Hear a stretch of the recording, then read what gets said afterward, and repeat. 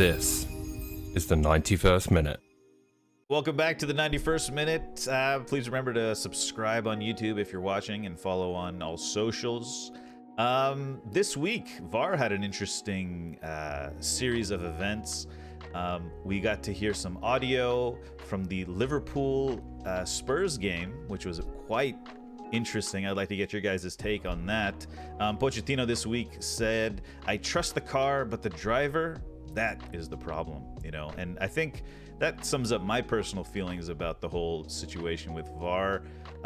First, let's talk about that audio, okay? Let's talk about the audio. Last week, we talked a little bit about how we felt about Liverpool getting kind of screwed over, and I think we all have sympathy for Liverpool and etc., you know, which doesn't come easy, you know, from a United standpoint. I don't know, maybe from Arsenal standpoint, it's a little easy. But what were your thoughts and feelings about that audio, which was... What were your thoughts and feelings? I mean, it just confirmed everything I said about the incident last week for me. The audio is laughable. It's laughable. It's hilarious. Ludicrous. It is hilarious. Hilarious if you're not involved. Sure. Right. If you're a Liverpool fan, it's definitely not hilarious, I'm sure. Yeah. Oh, yeah. It is just, just listening to the conversation on that end, where one of them's like, well, no, just tell him, just next time it goes out of play, no, we can't. It's done. We can't. Decisions Can't made. do anything. Like this utter bollocks, because we all know that you could, and in good conscience, you should. So that's, it didn't change anything for me. It's still dumb. So dumb. To the letter of the law, they didn't do anything. I mean, you can't stop the game, which is the problem, in my opinion. Coach, what did you think? I think it was absolutely... I think if I was a Liverpool fan, it's ludicrous. From outside of being a Liverpool fan, it's hilariously bad, right? It's just shocking. Like Mordecai's written in there, it's in the chat. The fact that the tech, who isn't a referee, was like, "Are you sure? Like, are you sure this is..." He's flagged it, and then it's just like, and then it sums up with the last word, right, where it's just the expletive very loudly, like at the audio. Sorry. It's just like... I'm not laughing at Liverpool, by the way. Like, it has nothing to do with Liverpool. Absolutely It's the nothing. process that was there, and how you can have that without... It's weird, because at the end of the day, it is only football, but there's so much money in football that you'd think that they would have had processes that clarify and catch these sort of things that work. It's like, I work in a safety field at work, and you have to repeat things to make sure people have understood it when it's a critical thing, right? And it happens in nuclear and radiation and stuff like that. It's like, oh, I'm doing this, and they repeat to you, okay, you're doing that. This was just so relaxed and blasé about it until they realized that the game had restarted with a free kick, and then it was like, oh shit, we're in the wrong year. You know, I do want to say, I do kind of like the process. I liked seeing the process, and I do feel slightly optimistic about the process that was taken. You know, check point of contact, or like, it was like, you know, the phrasing was very good. It just, I think some people, there was just too many people with kind of what's the word, pigeonholed or tunnel vision, right? They were just focused on one thing they had to do, and there was the tech guy who was like zoomed out, maybe able to oversee the whole thing, who was just kind of that's pressing how a button. all disasters unfold, by the way.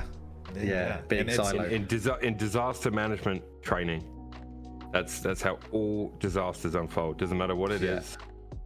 That's how they Everyone's unfold. siloed and just looking at what they want to do, what they're focusing on, rather than the bigger picture. But I think it was it's just so weird. Like, how can... It was clearly given as an offside. My comprehension is, how did they even think that was given as a goal? Did you see... And then go, stick with it. Did you see Dermot Gallagher's argument with Simon Warnock? I had to look it up because I couldn't. Sorry, Neil Warnock. Simon Warnock. Neil Warnock. I got too many names. Stephen Warnock. Stephen My Warnock, goodness. the old left I thought back you were for going. our- I thought you were saying Yes. Simon Jordan. I thought you were going. There you go. I've got all these names floating around my head now, and I've also been terrible with words lately. There's a clip on my Twitch you can all go and look at if you want. It'll prove that. Anyway, yeah. So Stephen Warnock, former Liverpool player, obviously challenged Gallagher's viewpoint because Gallagher was saying, "Look, it's an error, blah blah blah," and they were arguing because Liverpool said their release mentioned the integrity of the game, and Gallagher was like, "It's just a mistake. Like mistakes happen." Obviously, it's a very, very, very, very, very capital letters bad mistake, but it is a mistake, and mistakes happen. And you know, for Liverpool to question the integrity of the game, and it's like Warnock's argument was, well, it is about the integrity of the game because a goal had been scored. That is the very fabric of the game. You know what I mean? So that's where, to me, sorry to say to Liverpool fans, but if this is the way the law of the game is, there's fuck all that can be done about it, right? That's just it. But it will change something going forward because that won't happen again, guarantee you. Yep. It won't happen again. That's kind of what we definitely mentioned change last something week. going forward. Yeah, and I think it's interesting that that communication from Liverpool around the integrity of the game, I think, is correct. Because Liverpool were very clever in not saying integrity of the referees. If they say integrity of the referees, that's a whole different mindset in terms of the referees are conspiring against us. Whereas in the integrity of the game, it was correct because a goal, like you said, Milo, was scored. It's like... yeah, it's a very difficult situation that they found themselves in. But that's where I still think the referee has the power to be told the truth and then him decide what to do about it, because he's the guy they don't want to make look stupid. Gallagher said, you know, one of the reasons they wouldn't do that is to, you know, one of the reasons they have the issues between VAR and recorrecting decisions is because and we talked about it, is they don't want to take away from the guy in charge. And if he, you know what I mean? Like it's remembering that it's to make sure the right decision is made, not to tell the ref that he's made the wrong one. You know what I mean? Like that has to be made clear to referees moving forward, like that, you know. For me, they should have brought the ref in to the conversation straight away, stop the game, tell him to go to the monitor and treat it like that. It should have been treated like that. Maybe let him see. It went out for a throw. It went out for a throw basically immediately after that free kick was taken. For sure. There was a perfect chance to stop the game when they realised that the incident had happened, and then Spurs went up the other end and scored to rub it in as well. And they can retroactively do stuff. They can change yellow to red, right? They can change red to yellow. Before players restarted. That's the thing. I know. Yeah, they should be able to. I agree with you. For sure. But if the mistake isn't the players, it's not the referee on the field, it's not the linesman or the lineswoman, it's, do you know what I mean? It's no one within the stadium that's made that call. So they have actually let someone who's not even in the building influence the outcome of a game. That can never happen again, ever. Yeah. And they should also they should also just add to the rules that the ref can stop the game 5 minutes later if a massive mistake is found like this. It's just it's a very simple. Just give them that power. That's it. I mean, I don't think anyone's gonna, you know, be like, no, what happened if it was a mistake and they didn't catch it at that time? Leave it. You know, I don't think anyone's gonna say that. I think everyone's gonna be in favor of, if there's a mistake and you find out about it, even, I mean, there's a threshold that needs to be limited. It can't be maybe like 25 minutes later you can't go back and fix it or something. Like the Kovacic red card. Like if exactly, I was going to bring that up. Yeah, if like Howard Webb makes a call to the VAR studio or whatever, the VAR room, and says, listen, guys, what are you doing? We're gonna, you know, this is clearly a red card. If they, you know, like whatever body is reviewing these the day after the game or later in the day, just stick around, you know, for some of these matches, and you know, invest a little money in that little group of people and get them to, you know, watch the game or something, or be in the studio, like you guys have mentioned, have the same team reviewing each match. And if there's a apology moment by the PGMO, whatever. Pugmol. Within 30 minutes, if it's within 30 minutes, obviously it can't be after the game is finished, but you know, I don't know. Like, I mean, I'm sure you got to like set a limit, maybe not after 15 minutes or 20 minutes or something. There's got to be, but give them wiggle room so that these apologies don't have to be made, and you can you know, pay them back in the moment. Sure, you won't get those 15 minutes of football back, but it's better than, you know, the rest of the duration of the game, you know. I would suggest any big error like this, to this level of error, is picked up as quick as they picked up this error, which generally means the next time the ball goes out of play, which in football could be 5 seconds to, I would say, a minute. I think the ball goes out of play on average pretty regularly from set pieces and things like that. You can stop the play, unless you're Pep, but you can stop the play, and there's normally a good time, right? Even if it's back with the goalkeeper and the centre backs, and you'd just be like, oh, they've said I might have made an error, so pause the game. And if it's not an error, we're just going to drop the ball where it is right now and continue play from where Head it is. injury, you know, just like they do for head injury. Yeah, just like they do for a head injury. I'm like, I don't understand why that isn't a thing, but it's not in the rules. The rules have got to change. Yeah. And, you know, hopefully it gets better. But it was, yeah, it was. What did you think about them being like, Des? It's all very lax, isn't it? It was all very like, oh, you've made an error there, Des. I think we've got an error there, Des, or Daz, or whatever. I think it was Daz for Darren, wasn't it? It was like, Ollie's saying to halt, or what did he say? Ollie says to halt.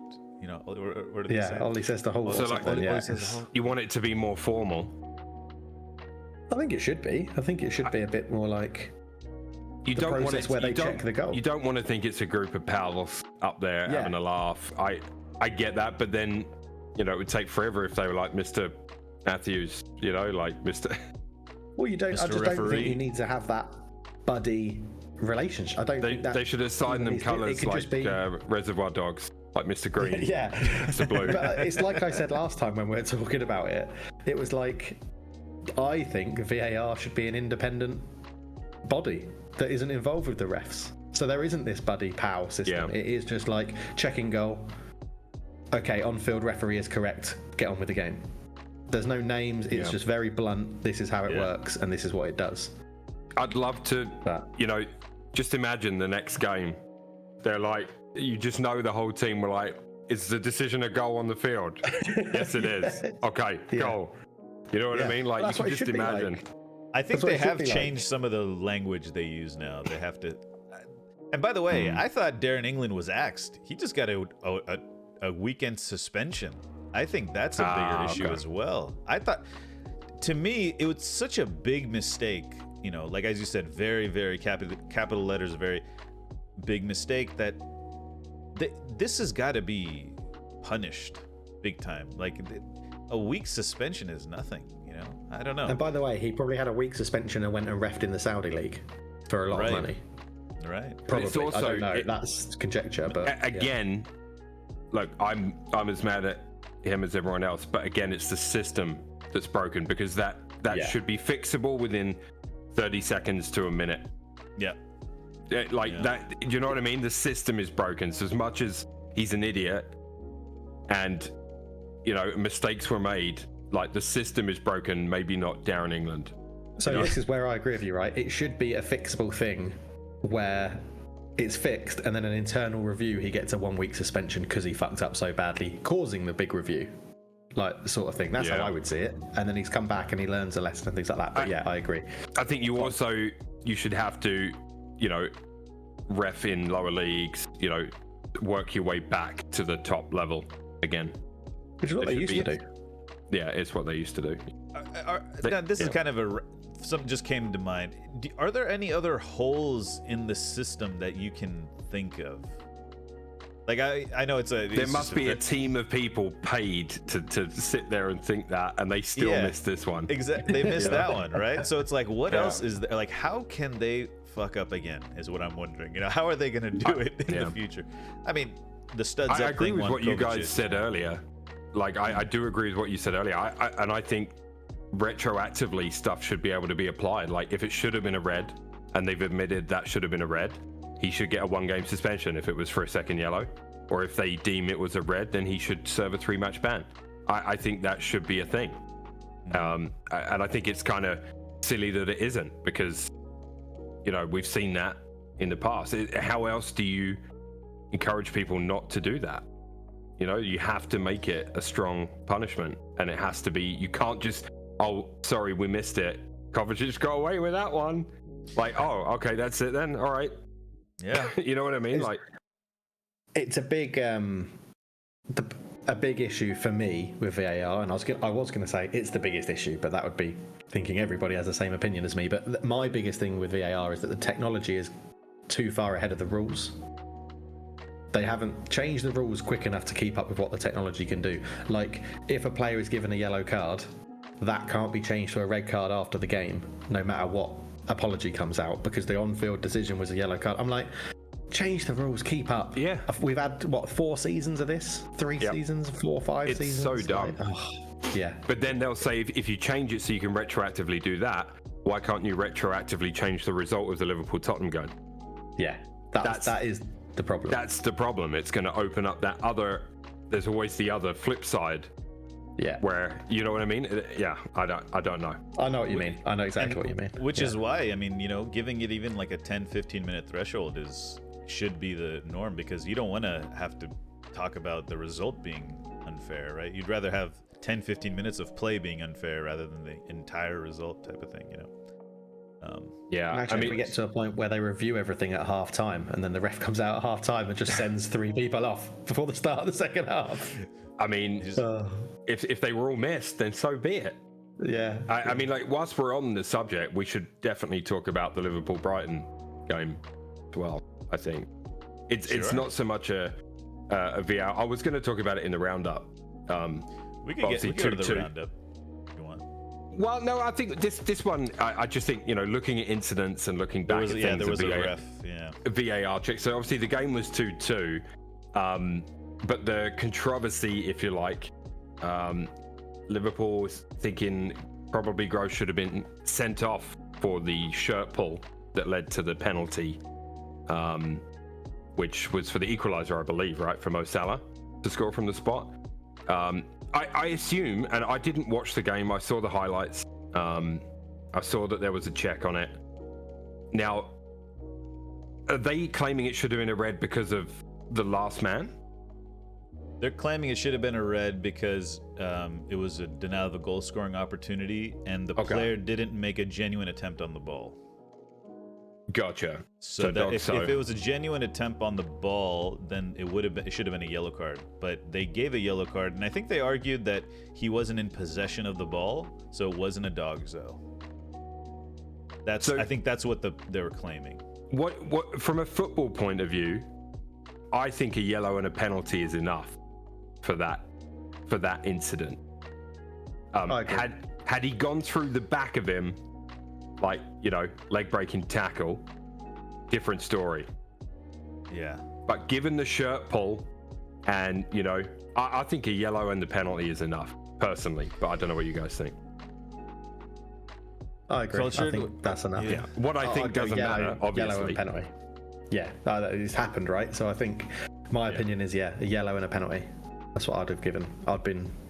Say that's fair. What is the correct, like, what do you think it should have been, and what is the correct ruling? Well, I think the first thing is, okay, I think it should have been a penalty and a red. To put it just to answer the question. But I also want to just point out that, you know, fouls like this, it was quite, I mean, there was a clear pull, but there's been other fouls like this that have happened and haven't gotten called as well. You know, these like the Cucurella hair pull. Well, that was okay. I mean, okay, look. This is gonna sound real bad coming out of my mouth, but Haaland was kind of pulled down by Gabriel in the Arsenal game. Okay, I don't want to, you know, I'm not trying to, you know, start anything here. Yeah. I'm just saying it was a similar situation, and there was just no call there, like, at all. There was just, you know, Gabriel clearly just took out Hollyund. Hollyund went down, you know, maybe because he's a big guy or whatever, and it wasn't. So I wouldn't say the Szoboszlai foul was that unclear. There was definitely a pull. There was a foul, but it should have been a red, and it was a denial of goal scoring opportunity and a penalty. Yeah, for me. But I just wanted, this one was far clearer than your other example. It was clearer, but with VAR, I don't know. Yeah, it was the right call. Sorry, that's my Twitter feed getting into my mind. This is a tough one, right? Where it's part of the denying of a goal scoring opportunity, but it's also that double jeopardy thing that they've said, right? Where you can't, a punishment enough should be a yellow card and a penalty because the XG of a penalty is so big they're going to score anyway, generally.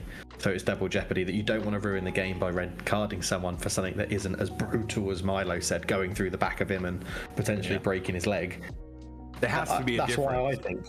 That's why I think a yellow card and a penalty was correct. Like there has to. But again, it's if you're the last man, I'm expecting, the last man scenario is another one that brings up a lot of questions, right? This one is not that. This is dogs, right? So last man is often a one-on-one. They're through on goal and they're brought down from behind or something. That should be a red historically, and we've seen those not given. Rio Ferdinand. But like, it's it's just one of those things again where there has to be a difference though. Again, the and who decides that difference? That's the thing. See, for me, it's there doesn't have to be. Well, no, the defender pulls the shirt. That is a problem. That is the problem. It is. Yeah. That's the issue. So what if this is obviously complete hypothetical? Instead of same scenario, exact same body positions, but instead of a shirt pull, he stabs him with a knife. Okay. You'd want the punishment. No, sorry. No. You would want the punishment for the stab to be more than the shirt pull, right? That's the extreme end of the scenario is what I'm saying. Like there needs to be a different level, surely. So okay, I see what you're saying. Like a straight red card 3-match ban wouldn't be. It's not the same. Yeah. You see what I mean? Enough. Like, yeah. Because right now it's if you get a straight red card, it's a 3-match ban. Three match ban. So they could do like a straight red one match ban. I guess they could review that and do that. Yeah. I would agree with that. Yeah, that's a good point. It's just something that because there is different levels to it, but at the same time, you want the rule to be followed, which I get that. We want to take the gray area out, but then there is some that will sneak in. So it's I wonder if that plays into the referee's decision making at the time, what you're talking about, Milo, right? If they're like, "Oof, this is harsh for a 3-match ban, but it's a 3-match ban," like that type of thing. I don't know. I don't know. I think penalties are always tough for referees because most penalties are denying a goal scoring opportunity, which should be a red card, but you've also given the penalty, which is why they introduced the double jeopardy rule, which was if you're not actively attempting to completely take a player out off the ball, basically. I do think the yellow card was correct because I think you have those shirt pulls all around the pitch. And you are trying to get the ball, but I don't know. The more I think about it, the more I don't know. So. I'm gonna go back to my thing I've been saying for maybe a couple of years now. Strict rule. You have to punish poor defending, and pulling shirts is poor defending. Yeah, and that's true. I mean, I would have loved to rather see Soboslai take a chance. The keeper was right there. He could have very well just stopped the ball. It was a bit of a scrappy situation for the goal to happen. So I think that's why it wasn't maybe they said it wasn't a denial of a goal scoring opportunity, right? So yeah. Interesting stuff. Yeah, good points.